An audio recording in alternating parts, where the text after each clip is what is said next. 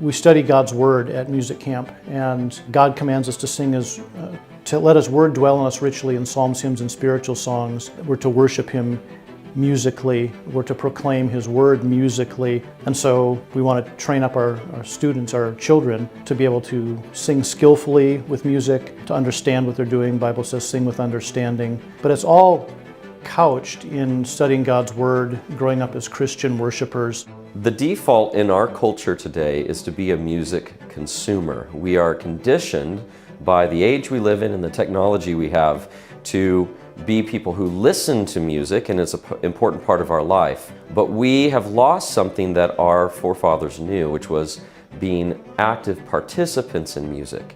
It used to be if you wanted music, you had to make the music. And now we just press a button. But these students are learning through the course of their time at music camp not to be music consumers, but to be active participants in making music. So not only to learn how to sing well, how to understand music as it's written on a page and how it comes together in a group environment, but to be able to take those experiences and have them be the seeds that are planted for their involvement their whole life in the musical life of the church. We want these students to be the next wave of worshipers in the church who know how to sing to God.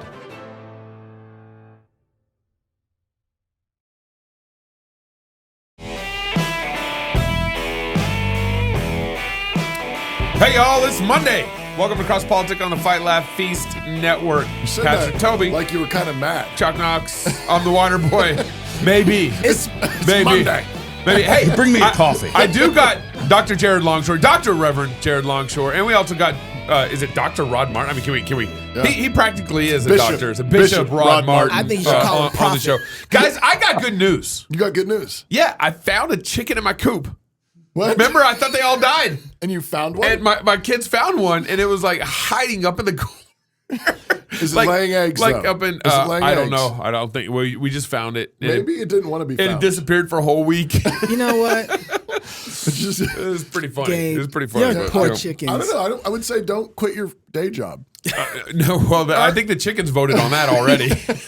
Are you subscribed to our Cross Politic email list? Oh, yes. If you're not, you really should be. Being subscribed to our email list That's right. means you won't miss any updates about Cross Politic, the Fight Laugh Feast Network, the Fight Laugh Feast Conference. You'll hear about what's on the schedule for the week, live events, conference updates, Rowdy Christian merch, updates from other shows within the Fight Laugh Feast Network, and you'll hear from sponsors of the show as they seek to take dominion for God's kingdom in the business world. To subscribe, simply enter your email address at the bottom of the page at fightlaughfeast.com. So go to or crosspolitic.com. or crosspolitic. Both, Yeah. It gets you both there. Go there, enter your email address. And put in your state and city, because that helps us kind of know where to target some of our emails when we're going, let's say, to Kentucky. Right. Or the art conference and all that stuff. Yeah. Right. So that kind of stuff. I really appreciate it. Actually, a lot of people signed up since we last read the ad. So nice. thank you. Thank you very much. Get your email in there, Yeah. and we promise not to, sell your info to crazy third parties. But we are very grateful to have with us today Rod Martin, founder, CEO at Martin Capital and MartinOrganization.com, CBN co-founder, former SBC executive committee officer, part of the team that started PayPal, and Come on now.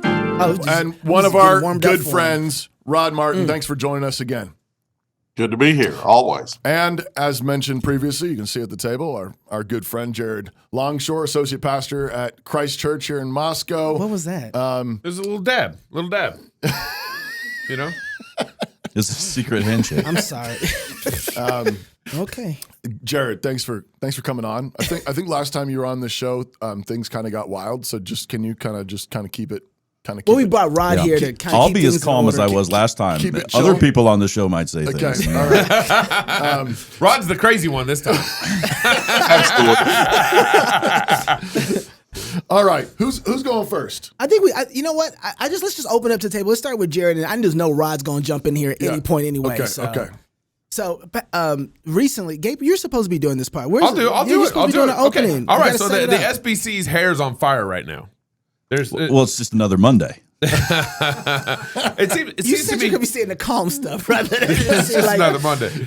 It seems to me that as I've kind of watched like the last month or two, there's this kind of financial executive committee guidepost issue, and then there's this disfellowshipping issue that has popped up with churches in the SBC who have allowed for women pastors in the SBC specifically, and the highlight being Rick Warren and Saddleback. And there's actually four other churches. One New Faith Mission Church in Georgia, St. Timothy's Christian Church. Southern Baptist churches have named St. Timothy. That's interesting. In Baltimore, Maryland. That's why they're getting disfellowshipped. Yeah. Calvary Baptist Church in Mississippi, and then Fern Creek Baptist Church in Louisville, Kentucky. Wow.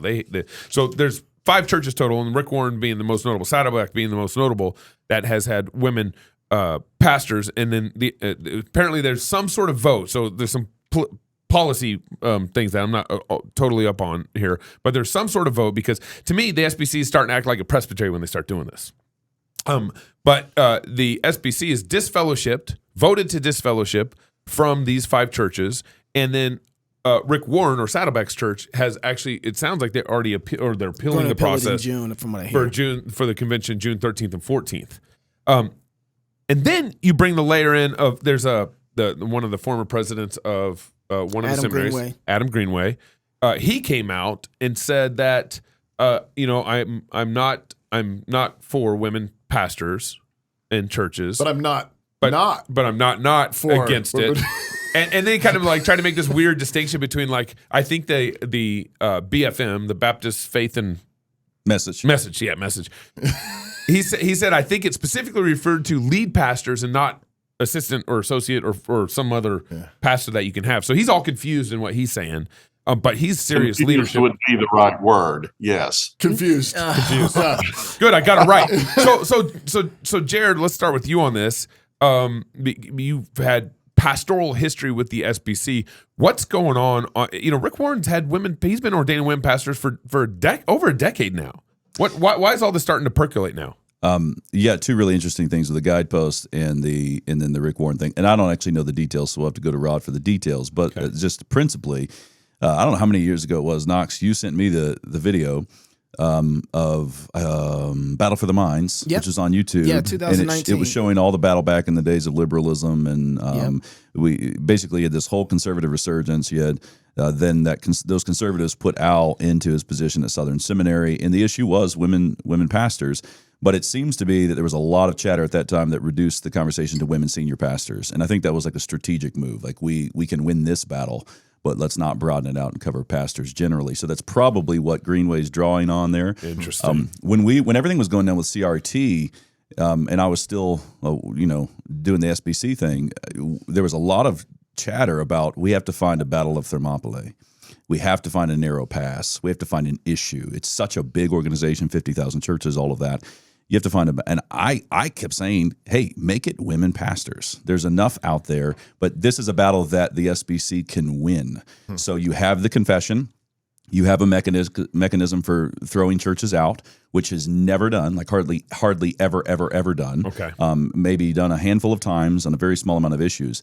But you can actually win this because you have the confession on your side, you have history on your side. You just have to double down, and you're going to split the room in the right kind of ways. The men that are more political, that don't want to get caught on the wrong side of the Washington Post, I think they'll still find their inner man on this particular issue. And there's been men that have been raising awareness about it. So I think you have enough people that have raised awareness that it's become an issue. Rod, do you think if this gets appealed to the SBC, the full convention, does Rick Warren win, or do the people that have a semblance of testosterone left win? In any normal year, this would be a slam dunk and no one would even appeal it, because the truth is, you guys are familiar with what happened in Anaheim. The female chairman of the credentials committee told the assembled body that we could not actually act on whether to disfellowship Saddleback because the committee could no longer define the word pastor. Pastor, for heaven's sake. And of course, he was talking about the exact debate that you guys were just referencing. Now, Al Mohler, to his great credit, and I don't agree with Al all the time, as you guys know very well. But nevertheless, Al got up and made an impassioned speech about the fact that he was one of the principal framers of the Baptist Faith and Message 2000, our current confession, and that there was no debate whatsoever on that committee regarding what that term meant, that this did apply to everyone with the title pastor. And of course, you might have a woman who is a youth minister or a children's minister or any number of things, and we can debate whether or not that's appropriate, but a pastor, in their view, was a different thing and was a pastor, regardless of whether it was a senior pastor or the bus ministry pastor. Well, guess what? Saddleback went and replaced Rick Warren with a male and female lead pastor team. Yep. So that's what brought this to a head. This isn't the children's minister or the women's minister who just happens to be titled women's pastor. This is a lead pastor. Right. At a giant church. And of course it was going to draw a ton of attention. So, this kind of thing in a normal year, it wouldn't even get appealed. It's a no-brainer. And even our current very left of left executive committee would just affirm it and it's done. And you saw, to their credit, they did. Now you can say, well, they have political reasons for doing that. And I would say, yes, that's in part true. And I think that the reason Willie Rice came out so strongly on certain things this past week, and we can get to that later, is in fact about maneuvering to recapture the conservative high ground while a lot of other things go under the radar. But the truth is, these guys need to take a stand on women pastors because of those other things they're doing. CRT has certainly not gone away. It's just being rebranded by Tony Evans and Ed Litton as Kingdom Race Theology. So we've gone from CRT to KRT. Oh, well, that's a big difference. And, you've baptized the language a little bit, but you have the exact same problem. You have this Guidepost catastrophe that's going on. And Willie Rice did take a stand against it, I'm sure, because he probably wants to run for president as a conservative in Indianapolis. But Bart Barber's out there defending it. So there has been a tremendous amount of leftist inroad into even leadership positions that you wouldn't expect on issues like women's pastors. There may be more of a battle over this in New Orleans than one would ever expect. And yes, Adam Greenway made the speech that prompted Al Mohler's in Anaheim, where he was making the exact same case. Hey, we're a big tent. We can handle this. Let's have a commission study what pastor means. And of course, you'll recall that happened just not long before he got canned out of his presidency at Southwestern Seminary. That was part of why. So we'll because see. he was a president. He was president of a seminary, arguing that we need to define what a pastor is, which he already should have had. He should have had figured out a long time ago. He was running into bankruptcy and absolutely decimating the student population. There were a lot of factors, but that's a lot of why. I mean, he came in. Lots of us thought this was going to be a good conservative guy, and 10 seconds into the job, he's allying with Baylor University and the Baptist General Convention of Texas and, doing everything he can to make friends of his enemies by making enemies of his friends. And this is part of that road. We're not going to be for women pastors, but we're going to tolerate it. Yeah. Now, I want to say one thing about that Jared got close to, but didn't quite get said. It's really important or maybe it was you, Knox. You said it's acting kind of like a presbytery. The Southern Baptist Convention is a group of independent churches. We don't have a presbytery, but what we do have is a tremendous amount of voluntary offerings to do things the churches have assigned to these organizations, seminary education, sending missionaries, all the different things we do. We have a duty to spend that money the way the Baptist Faith and Message bounds it. We also have a duty to fence the table such that people who don't believe what the Baptist Faith and Message says aren't getting to vote on its expenditure. And so this actually is a really important stewardship issue, quite apart from the doctrinal issues. And it isn't in a presbytery fashion, but it is indeed very similar. So Greenway, when in this tweet thread that I read this last week, Greenway said that churches or the SBC can only disfellowship for 3 disqualifications: affirming homosexuality, racism, and abuse. So that's what Greenway's arguing. That's moronic. And not at all consistent with Baptist history. That's not what's in the Constitution. Though those are, I think those were added. Those were strategic additions, I think, maybe to the Constitution itself, Rod. But then you also have those got added in with the Baptist Birmingham faith in and message. 2019. Okay. Yeah, you still have to have general agreement with the Baptist faith and message. So if you don't have that, you can be removed. Well, he says, go to the next slide, Haley. Because I was thinking we're Presbyterian. Maybe I could join the SBC then if those are the only 3 things. You know, as long as you agree with us on sex abuse. By the way, one really important point here: there isn't anything in the BFM defining our beliefs on sex abuse. So we amended the Constitution to say you can do that. There is stuff that would pertain to racism, because that was one of the things that we also added to the Constitution that year. So if you've got a racist church, we'll kick them out. And I voted to kick out several, actually, while I was on the executive committee. But on sex abuse, there is nothing in the documents that defines those beliefs. The only thing there is a resolution, which historically has always been considered to be non-binding and only the sentiment of the particular group of people who voted on it in the particular annual meeting it was voted on. So if they're going to elevate resolutions to basically organizational documents, that's going to be quite a hullabaloo. Right. Go ahead, Pastor. So this is Greenway's tweet thread. What did you call it? What was the word he used? Moronic? Article 3, he says this: Article 3 of the SBC Constitution contains the elastic, he calls it an elastic clause of closely identifying with the BFM as the requirement for cooperating churches.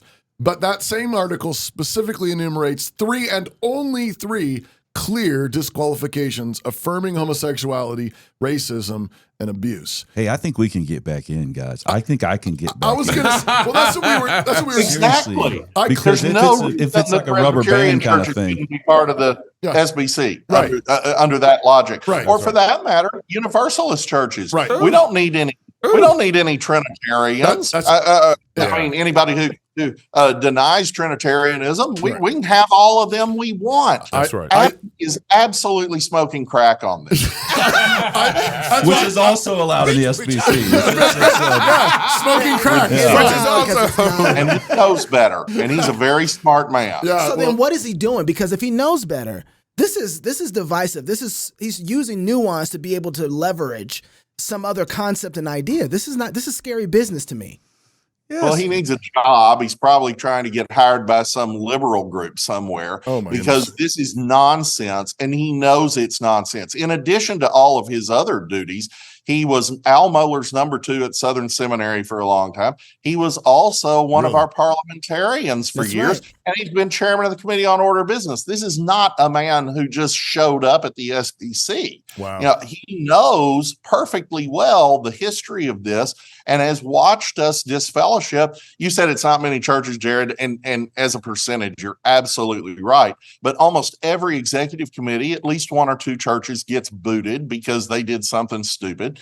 And usually heretical. And so, this is not unknown territory, and it goes back almost 2 centuries. Adam knows that history better than anybody. He is absolutely engaging in sophistry here. Okay. Pastor, I interrupted you. Go ahead. I'm going to read this ad and then we'll jump. I want to follow up on something Rod just said. Yeah. Home, it's where you build your legacy, where traditions are started, seeds are planted, meals are shared, and stories are told. Home is where you prepare to go out into the world. Finding the home that's perfect for your family is a big job. Story Real Estate is Moscow, Idaho's top real estate team. They give people real estate advice all over the country. Family homes, investments, land, new construction, or commercial. They know real estate. If you've thought about a move to Moscow or anywhere in the country, reach out to get connected with a Story Real Estate agent today. Wherever you're going, they can help guide you home. Visit storyrealestate.com. You know we're doing a show here. Yeah, no, don't worry about Hey, it. guys, could you turn You your don't got to sound off? point anything out. Can you turn your sound Do off? do not point anything out I right don't- now. You can type on your computer. Do Just- not step on this. Rod, just, while turn these the volume off. while these girls fight over here, I want to ask you about, actually, you made a comment, and I'm a little slow sometimes with Southern subtleties, but I think I might have picked up on something. You said that the head, I think, of the committee that told you that you couldn't discuss this women pastors thing was a female. She was, yeah. And I'm curious. I mean, did the SBC, I don't know, pooch it a while back? I mean, is there already a significant problem on committees? If you have, I mean, she's functionally, I don't know, pastoring the committee, functionally Or setting the standards for a pastor. leading or whatever. and telling Yeah. the SBC, the churches, what they can and cannot do. Does the SBC already have a women's pastor problem? You poor Presbyterian. Well, I don't know. Like I am a Presbyterian. I don't understand it, but it sounds to me like if you've got a church meeting where a woman is telling everyone what they can and cannot do you already have a woman pastor problem, even apart from Rick Warren's church? Well, that's a good question, because historically it wouldn't have mattered one bit. The credentials committee decided whether or not you had the requisite credentials to be a messenger at the convention, and that was it. And, generally speaking, we believe that, I'll just forget what we believe. I'll just say what we do. We have it in our governing documents that about half of every one of these boards and committees has to be pastors, and about half, and it can vary a little bit on the details, about half need to be lay people. And historically, about half of the lay people have been women. And I think that's valuable. I think that normally works. And I don't have a problem with a committee like, say, the Tellers Committee being chaired by a woman, or the Credentials Committee being chaired by a woman. But, oh, wait, did I mention 2019? And all of a sudden in 2019, we uppower this Credentials Committee to have perhaps not quite the power you were suggesting a second ago, but something an awful lot like it. There's no question that what Guidepost has demanded is that body become basically a judicial body sitting in judgment over all of the churches, and creating a unitary structure where all of the churches are part of the SBC, governed by the SBC, et cetera. So effectively, we become a hierarchy under their recommendations that, fortunately, that part was not actually presented by the task force last year in Anaheim, but it's still potentially out there to be suggested. We have yet to see what the implementation task force is going to recommend, and we're going to hire Guidepost to do more. So this is their position. It's certainly Rachel Den Hollander's position.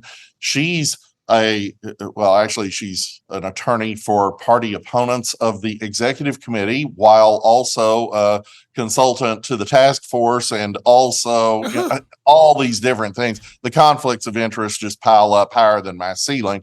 And even Krista Brown has been out there calling her out on it. Krista Brown's probably the most famous abuse victim in the SBC. She's calling out Rachel Den Hollander on Twitter for the conflicts of interest. But regardless, all these people have just said as plain as day, they want to turn the SBC into a hierarchy.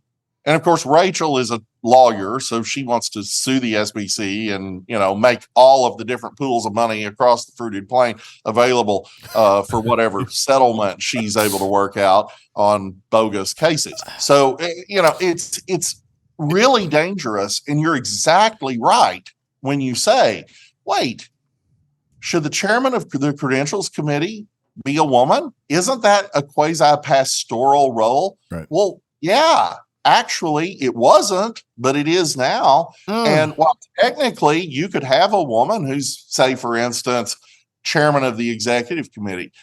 On paper, there's nothing to prevent that, but it's never, ever been done because it's kind of a pastoral position. Yeah. And a lot of these are. And, they were talking a couple years ago about Beth Moore running for president of the SBC. Again, nothing constitutionally to prevent it. But no one's ever tried it because honestly, it's kind of a pastoral position. We've had lay people be president of the SBC, but they were men and, obviously qualified lay people who were qualified to preach. So, we are getting into dangerous territory here just on its face, and where they want to take us wouldn't even be the SBC anymore. It wouldn't be anything remotely like the SBC. If only there had been like a movie that had come out a couple of years ago warning us about Rachel Denhollander. Even in the trailer. Maybe even his trailer. I mean, that might have gotten people's attention. Well, that got edited. Right. I just, when I go back down memory lane, it really does bother me because this wasn't something that everybody's seeing Guidepost now and seeing what's happening with the SBC. When you resigned from the executive committee, everybody kind of should have had red flags then, and now they have them. They're a little concerned about where things are going. I want to get to the kind of what's going on a little more detail with the executive committee and budget and stuff like this, but I just want to go down memory lane. This isn't new. 2019, when they had the sexual abuse panel that J.D. Greer put on with Russell Moore, Beth Moore, Rachel Denhollander, it was clear that this was levers to get underneath the SBC, which was a huge entity of in the conscience of America, right? And conservative America. Right. And it was then at that moment that we all should have said, oh, wow, this is problematic. Yes. I knew Adam Greenway had a problem, and actually not just him. I'll point to all the Southern Baptist presidents of seminaries when they all backed out of the dock, when they took the pressure from everybody else and they were able to be manipulated not to be in the dock from one way or another. And you're talking about the founders by what standard? By what standards, including Al Mohler. I just got it. Tom Masker just was like, you ain't getting out. That was it. Bottom line, you ain't getting out.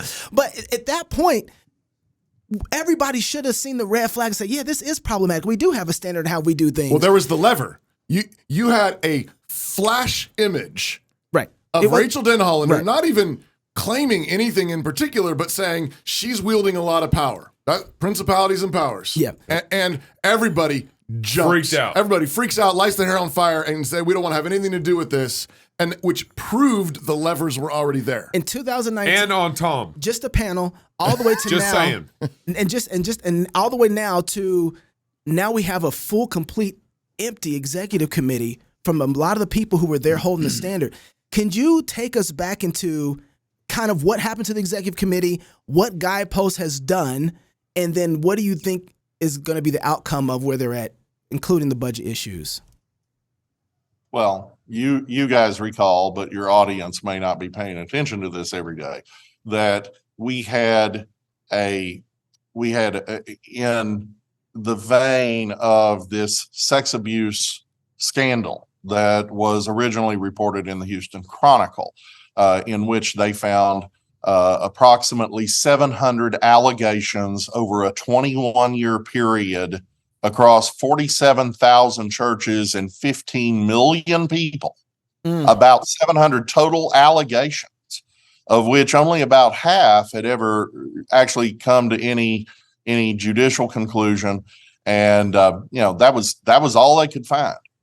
I would say that from a statistical standpoint, that's kind of amazing because, for instance, the Department of Education of the United States reports that there were about 15,000 sex abuse cases per year in our public schools. You say, well, there are way more public schools than Southern Baptist churches. No, there are actually only about twice as many public schools as there are Southern Baptist churches, and yet there are 15,000 a year there. And they were only able to find 700 allegations over a 21-year period in these Southern Baptist churches, which is really kind of amazing. I would have thought it would have been way higher, and one is too many, and we want to stamp that out.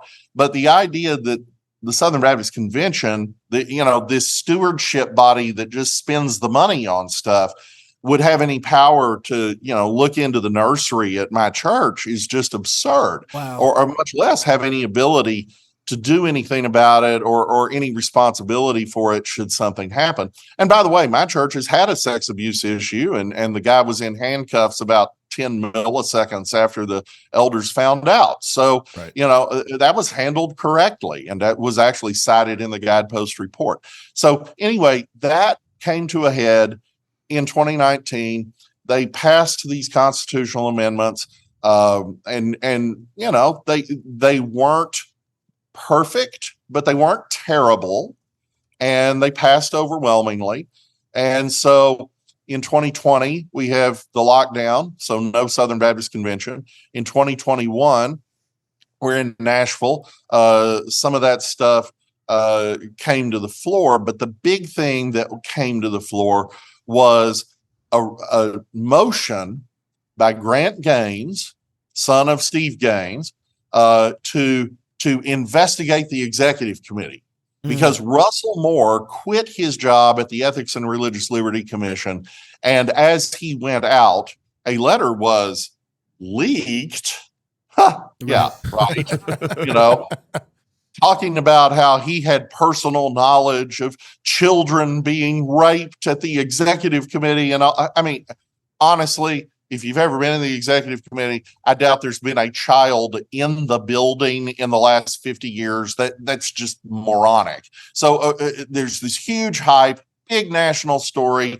Obviously, Ronnie Floyd and Mike Stone, who was the conservative running for president 2 weeks after Russell's leaked letter, and all these people are just the devil, and we have to destroy them utterly. So this motion passes overwhelmingly in Nashville, calling for an investigation, which is fine. That's okay. I voted to fund it. I don't have a problem with that. We needed to set the record straight, and the Guidepost report was badly done, but it could have been worse. And it says plainly that no one, no member of the executive committee was really a part of the problem, such as there was a problem, and the problems they identified were all outside of the executive committee. And basically all of them, except one or two, one that I know is false and is about to be a lawsuit, and one that is a little sketchy, the Johnny Hunt thing. He did in fact commit adultery 15 years ago or something, but whether or not that was abuse is highly suspect. In any case, other than those two things, everything else had pretty much been reported in the Houston Chronicle. So I don't know what they did with the money. I guess they went to Tahiti or something, because they really didn't report anything new, and most of it was really badly done. But that wasn't the thing. You'll recall the big thing that got inserted in there by Rachel Denhollander was a requirement that the executive committee waive attorney-client privilege and hand over all legal documents whatsoever to Guidepost Solutions. Well, this is insane. But in addition to being insane, it's illegal. The executive committee is the fiduciary for the convention, and it has had that duty handed to it by the convention since 100 years ago. And so, the convention didn't repeal its fiduciary duties, not that it even could, because that's a matter of Tennessee and federal law. No. They hand this thorny problem of reconcile the two. Well, the left in this situation intended to drive Ronnie Floyd out of the presidency of the executive committee. They succeeded. They wanted to make as many of the professional people on the executive committee as possible resign, which they succeeded in forcing, because it was unethical for nearly all of them to serve on a board that had violated its fiduciary duties. So they all resigned, and that ended up with an executive committee almost entirely composed of appointees of J.D. Greer. Oh. And that was the goal, and that's the goal everywhere. And it's just part and parcel of what I've been telling you guys about affecting positive change in the SBC. You have to elect a president at the annual meeting, and that president then appoints a committee on committees, which appoints a committee on nominations, which over a period of time fills all of the boards of trustees, including the executive committee. Well, they have done exactly that in reverse. And after this year, they will have appointed between J.D. Greer and Ed Litton and now Bart Barber, they will have appointed a majority of every board in the SBC. That was the goal. And they honestly, I think it's very clear based on what little Guidepost was able to turn up, I think they very self-consciously understood that they were using the sex abuse matter, which we take very seriously. But again, the numbers are the numbers. They were using the sex abuse matter to demonize their political opponents and take over those boards more quickly. So That's what they've done. It's plain as day. They are succeeding. And if a conservative candidate beats Bart Barber in New Orleans, it'll begin the reversal of the process, but it'll be far, far from over. Yeah. And this is going to get worse before it gets better. So I assure you, what we're seeing now with the Guidepost recommendation is a completion of that effort. They are going to use Guidepost solutions as the way to impose DEI compliance on the entire SBC, and they're going to do everything in their power to create the hierarchy that Guidepost already recommended in print and is available for anyone who wants to read. wow. Rod, do you have 5 more minutes to stick around Yeah. after this? Okay. All right. I want to ask him about why Rick Warren wants to stay in the SBC with all this going Okay, down. maybe you can know? ask him that. I got You know one what more. I'm Okay, saying? if you're Answer single, that. get married. Okay. If you're married, have kids. And if you have kids, go baptize them. Until tomorrow, love God with all your heart, soul, mind, and strength. Love your neighbor as yourself. Go fight, laugh, and feast. This is Cross Politic. If you don't make a scene at the first crime scene, Yep. you are in trouble. Yeah. We're going to First back crime club scene. member We're portal. going to, yeah, black. Yep. Yeah. Oh my goodness. Okay, Rod, you have to. Free men need to be able to protect their families. It's really sad to see people hurt, livelihoods destroyed, even homes destroyed, just to make a political point. Free men take action when churches face heartbreaking attacks. And while cowards stand idle, free men run towards the sound of gunshots when children are in danger. I'm so thankful for free men who stand ready with the tools of liberty.